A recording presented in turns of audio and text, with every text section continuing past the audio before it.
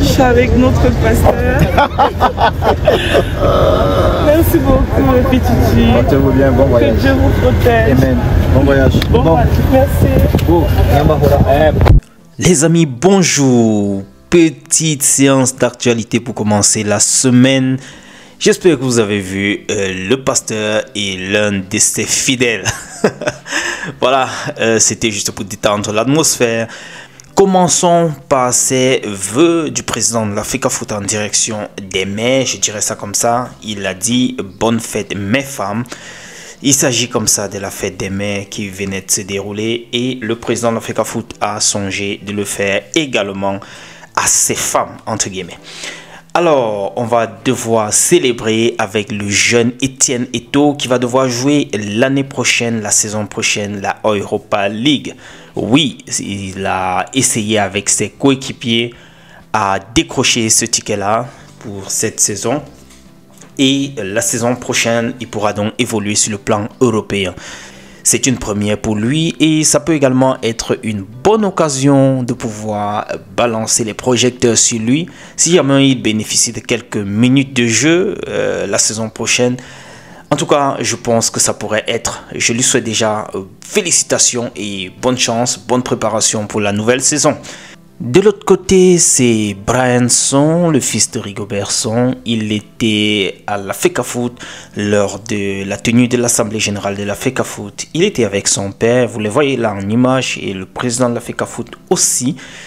Ils sont passés de ce côté. On va switcher sur André Onana. André Onana et ses coéquipiers se sont donc envolés du côté de l'Asie où ils vont devoir jouer ou bien ils vont devoir participer à un tournoi, semble-t-il, en Malaisie. Un tournoi qui doit être assez lucratif, sans doute. Et voilà, ils vont donc aller livrer ou bien discuter ce tournoi-là à Malaisie et à Hong Kong. Et ça pourrait, selon certaines indiscrétions, apporter une somme d'environ 8 millions de livres. On va voir ce qui va se passer de ce côté. Peut-être Manchester va essayer de se rattraper un peu pour cette saison en gagnant ce tournoi-là. On leur souhaite bonne chance tout simplement.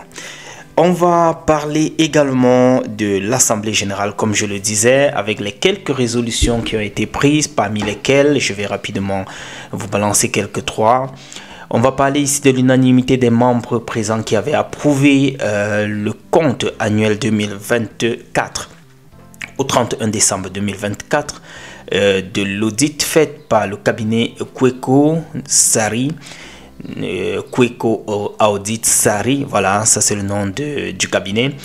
Et également à l'unanimité, les membres présents ont pris acte de la rénonciation du président de l'Africa Foot, n'est-ce pas, de prendre un salaire pendant, je dirais comme ça, tout son mandat. On va également parler ici à l'unanimité, une fois de plus, de l'approbation du budget de l'Africa Foot pour l'exercice 2025.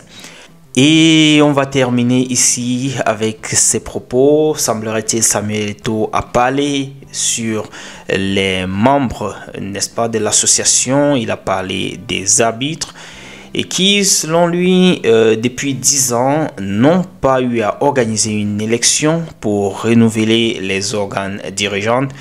Et il disait, voilà, il les attend. Donc, semblerait-il, il doit avoir des choses ou bien il doit devoir avoir l'œil sur l'organisation des organes dirigeants en ce qui concerne le corps arbitral pour la prochaine, je dirais, saison.